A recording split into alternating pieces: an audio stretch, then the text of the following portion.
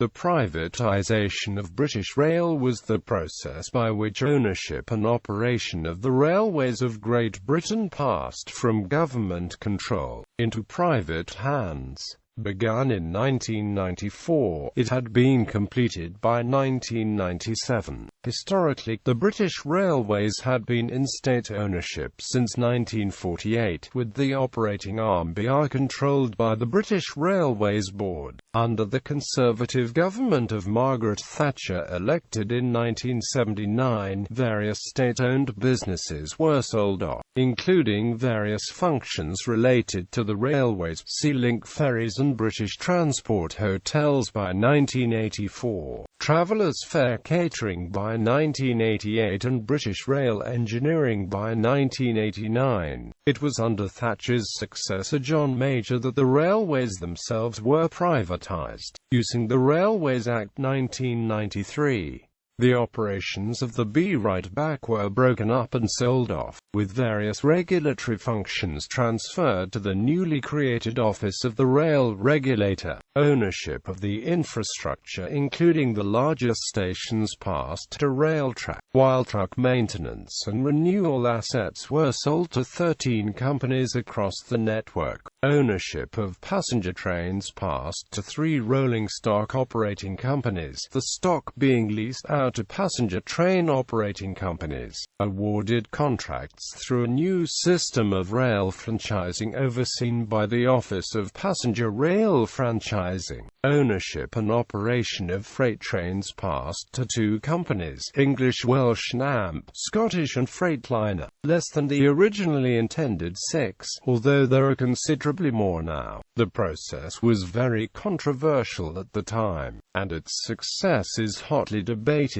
with the claimed benefits ranging from a reduced cost to the taxpayer, lower fares, improved customer service, and more investment. Despite opposition from the Labour Party, who gained power in 1997 under Tony Blair, the process has never been reversed wholesale by any later government, and the system remains largely unaltered. A significant change came in 2001 with the collapse of Railtrack, which saw its assets passed to the state-owned Network Rail, with truck maintenance also brought in-house under NEAR in 2004. The regulatory structures have also subsequently changed. Background: historically, the pre-nationalization railway companies were almost entirely self-sufficient, including, for example, the production of the steel used in the manufacturing of rolling stock in rails. As a consequence of the nationalization of the railways in 1948, some of these activities had been hived off to other nationalized industries and institutions, e.g., Railway Air Services Limited was one of the forerunners of British Airways. The Railways Road Transport Services, which had carried freight, parcels and passengers' luggage to and from railheads, ultimately became part of the National Freight Corporation, but not until 1969.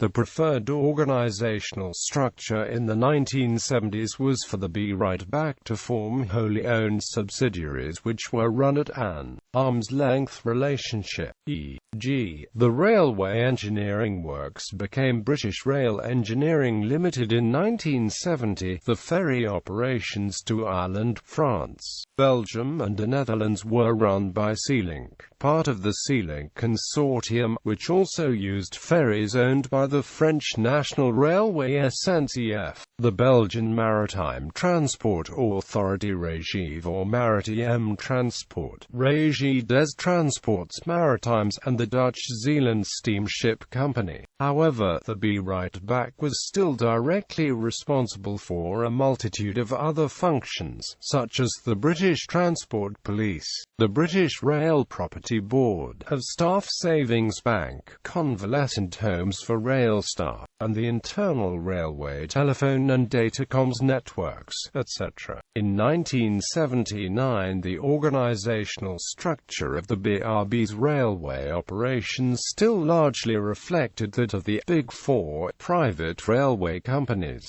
which had been merged to create British Railways over 30 years previously. There were 5 regions, each region being formed of several divisions, and each division of several areas. There was some duplication of resources in this structure, and in the early 1980s, the divisional layer of management was abolished, with its work being redistributed either upwards to the regions or downwards to the areas. 1980s. The chain of British transport hotels was sold off, mainly one hotel at a time, in 1982. Sealink was sold in 1984 to Sea Containers, who ultimately sold the routes to the current owner, Stena Line. Also, catering business Travelers Fair was sold in 1988 to a management buyout team. In 1988, British Rail Engineering Limited was split between the major engineering works, which became BREL Limited, and the works that were used for day-to-day maintenance of rolling stock, which became British Rail Maintenance Limited. BREL Limited was soon sold to the Swiss-Swedish conglomerate ASEA Brown Boveri, which renamed the company AB Transportation. A merger between AB Transportation and Daimler-Benz created Adtrans on 1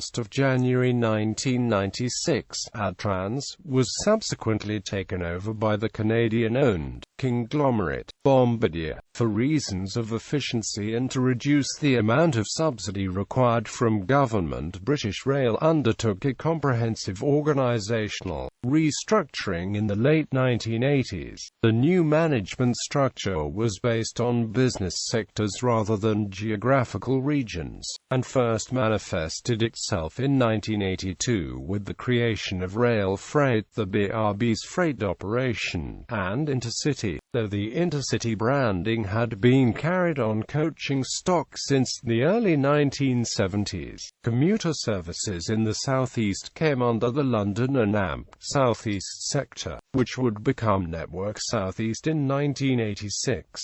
Services in Scotland were operated by ScotRail, and provincial sector handled local and rural routes. The regional management structure continued in parallel for a few years before it was abolished. Sectorization was generally regarded within the industry as a great success, and it was to have a considerable effect on the way in which privatization would be carried out. In 1985, what may in retrospect be viewed as the harbinger of private rail operation occurred when the quarry company Foster Yeoman bought a small number of extremely powerful 3,600 horsepower locomotives from General Motors Electromotive Division, designated British Rail Class 59, to operate mineral trains from the quarry in Wiltshire. Although owned and maintained by Foster Yeoman, the Class 59s were manned by British Rail staff. During acceptance trials,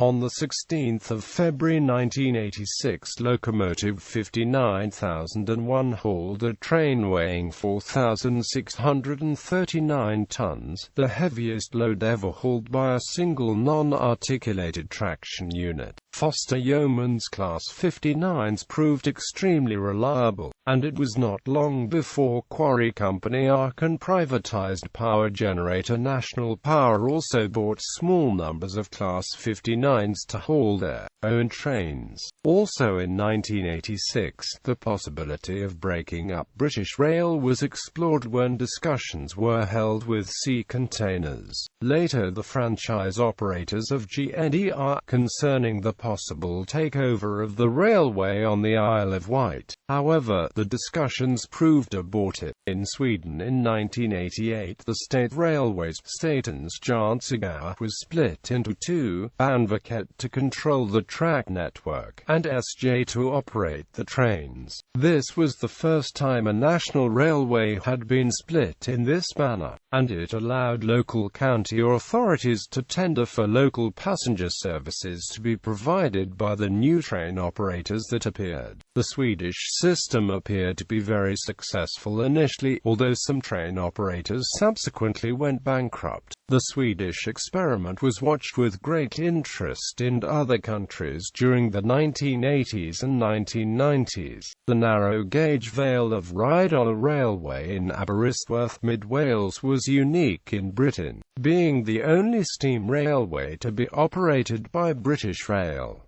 In 1988, the Department of Transport started the process of privatizing the line. Later that year it was announced the line had been purchased by the owners of Brecon Mountain Railway, becoming the first part of British Rail to be privatized. 1990s. In 1991, following the successful Swedish example and wishing to create an environment where new rail operators could enter the market, the European Union issued EU Directive 91/440. This required of all EU member states to separate the management of railway operation and infrastructure from the provision of railway transport services, separation of accounts being compulsory and organizational or institutional separation being optional. The idea being that the track operator would charge the train operator a transparent fee to run its trains over the network, and anyone else could also run trains under the same conditions. In Britain, Margaret Thatcher was replaced by John Major as leader of the Conservative Party at the end of 1990.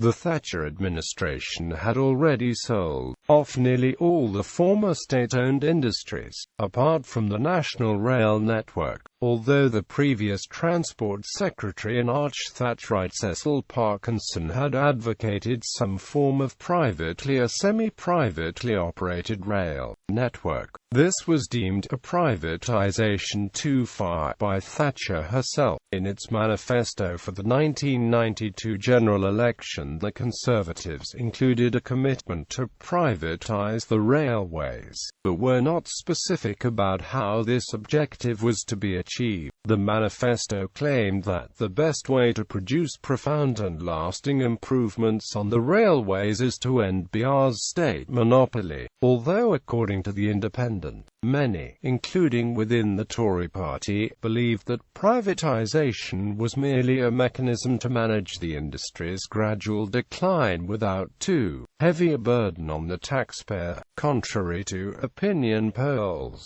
they won the election on the 9th of April 1992 and consequently had to develop a plan to carry out the privatization before the Railways Bill was published. The next year, the management of British Rail strongly advocated privatization as one entity, a British Rail plc in effect. Cabinet Minister John Redwood argued for regional companies in charge of track and trains, but Prime Minister John Major did not back his view. The Treasury, under the influence of the Adam Smith Institute think tank, advocated the creation of 7, later 25, passenger railway franchises as a way of maximizing revenue.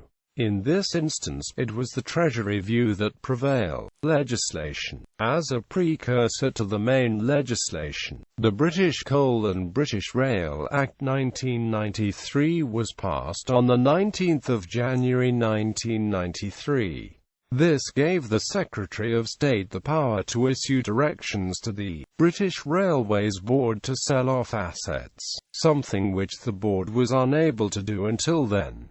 The Railways Bill, published in 1993, established a complex structure from the rail industry. British Rail was to be broken up into over 100 separate companies, with most relationships between the successor companies established by contracts, some through regulatory mechanisms. Contracts for the use of railway facilities, track, stations and light maintenance depots must be approved or directed by the Office of Rail Regulation, although some facilities are exempt from this requirement. Contracts between the principal passenger train operators and the state are called franchise agreements, and were first established with the Office of Passenger Rail Franchising, then its successor the Strategic Rail Authority, and now with the Secretary of State for Transport. The passage of the Railways Bill was controversial. The public was unconvinced of the virtues of rail privatization, and there was much lobbying against the bill. The Labour Party was implacably opposed to it and promised to renationalise the railways when it got back into office and when resources allowed. The Conservative chairman of the House of Commons Transport Committee, Robert Adley, famously described the bill as a poll tax on wheels. However, Adley was known to be a rail enthusiast, and his advice was discounted. Adley died suddenly before the bill completed its passage through Parliament.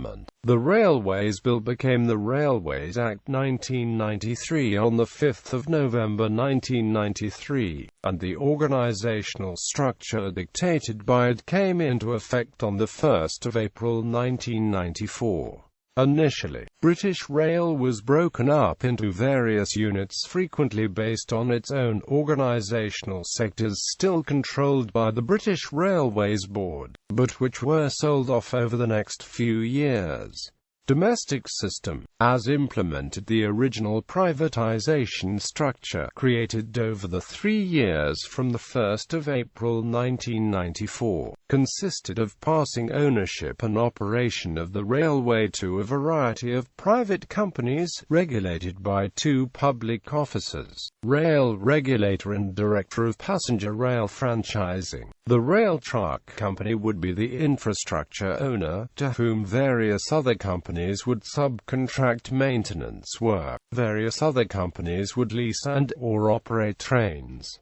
In preparation for full privatization, BR was split up into various parts. Provision of passenger services was split up into 25 passenger train operating units, known as shadow franchises, split by geographical area and service type. For freight services, 6 freight operating companies were created, 3 geographical units for trainload freight, plus rail freight distribution for international and wagon load trains, Freightliner for container carrying trains, and Rail Express Systems for parcels and mail trains. British Rail Infrastructure Services took responsibility for the engineering requirements of the railway. BRIS was subsequently organised for privatisation on the basis of 7 infrastructure maintenance units, which maintained the railway, and 6 track renewal units, which replaced rail lines, both organised geographically.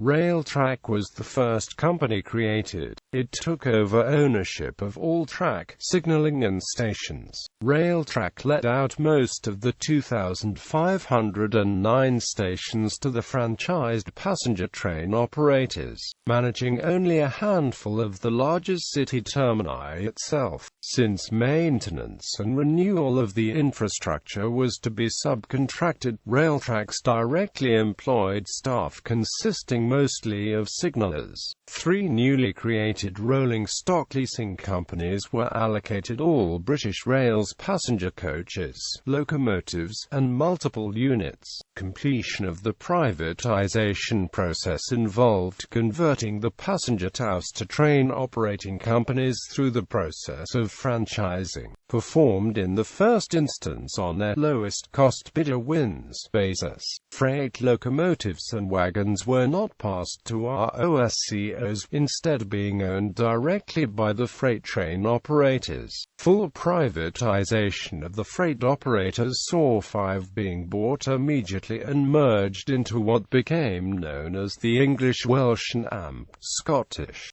leaving just Freightliner as the only other XBR freight business to be privatized to someone other than EWS.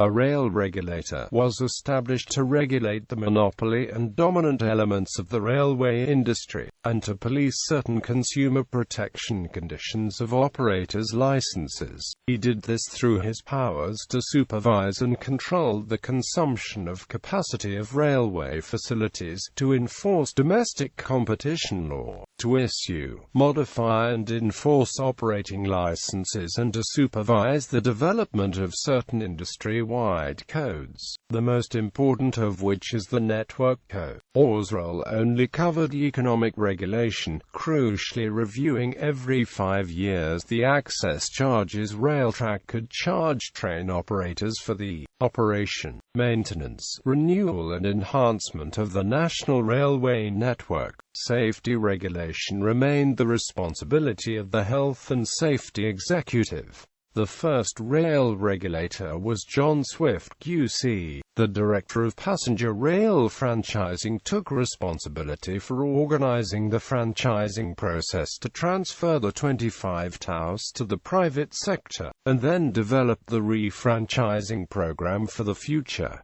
The first Director of Passenger Rail Franchising was Roger Salmon. Subsequent changes post-privatisation. The structure of the railways has remained largely the same, and the system is still based on competition between private operators who pay for access to the infrastructure provider and lease rolling stock. For the ROSCOs, a major change has been in the actual owner of the infrastructure. The aftermath of the Hatfield rail crash in 2000 led to severe financial difficulties for Railtrack, and just under a year later the company was put into a special kind of insolvency by the British High Court at the direction of the government. The circumstances of that were very controversial and eventually led to the largest class legal action in English legal history. The administration led to instability in its share price, and on the 2nd of October 2002 a new organisation, Network Rail, bought Railtrack plc from its parent Railtrack Group plc. Network Rail has no shareholders and is a company limited by guarantee, nominally in the private sector but with members instead of shareholders, and its borrowing guaranteed by the government. In 2004, Network Rail took back direct control of the maintenance of the track, signalling and overhead lines. Although track renewal remained contracted out to the private sector, management of the passenger franchising system has changed, with the functions of the Director of Passenger Rail Franchising being replaced in 2001 by the Strategic Rail Authority, whose remit also included the promotion of freight services.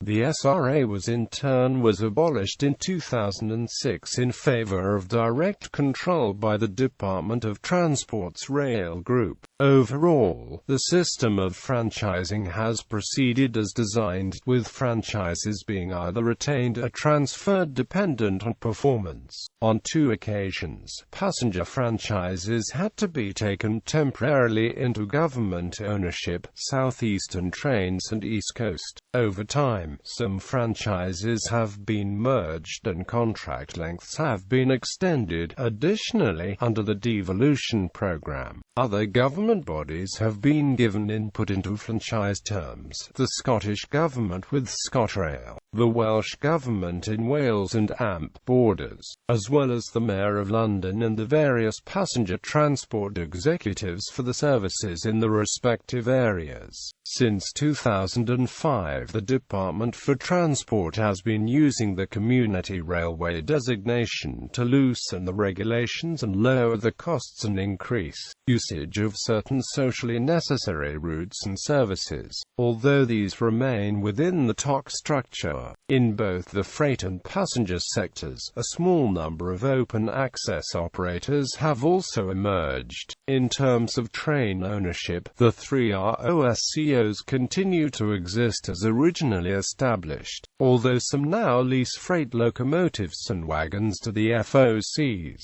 They have been joined by a variety of small-scale train owners ready to let old railway stock on short-term leases. Also, Railtrack and its successor Network Rail have also purchased some rolling stock themselves. The regulatory structure has also evolved in line with changes to the regulation of other privatized industries. The position of rail regulator was abolished in 2004, replaced by a 9-member corporate board called the Office of Rail Regulation, incorporating responsibility for safety regulation, previously the remit of the Health and Safety Executive. Channel Tunnel infrastructure and services. Privatisation of British Rail occurred at the same time as the Channel Tunnel project linking Great Britain with France reached completion, with the tunnel itself being officially opened on 6 May 1994.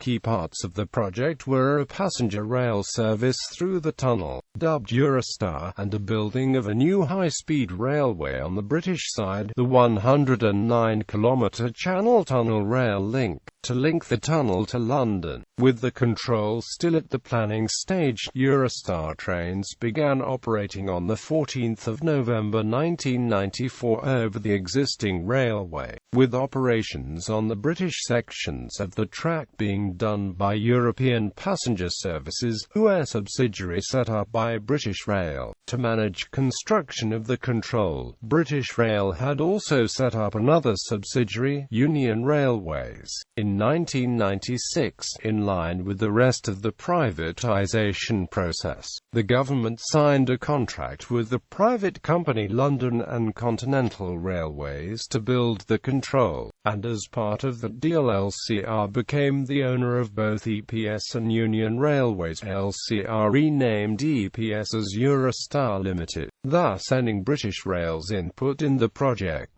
As the project progressed, due to financial difficulties, both LCR and its subsidiaries underwent various changes in financing, structure and planning, with the government and Railtrack becoming involved in the various plans and projects. In 2007, the second stage of the control was finally completed. By 2009, the government had assumed full control of LCR, announcing its intention to privatize it to recoup its investment. This was achieved in 2 stages, with the 2010 sale of a 30-year concession to own and operate HS1, and the 2015 sale of the British stake in the Eurostar operator, through a subsidiary established in 2003. Network Rail is the maintainer of the infrastructure of HS1.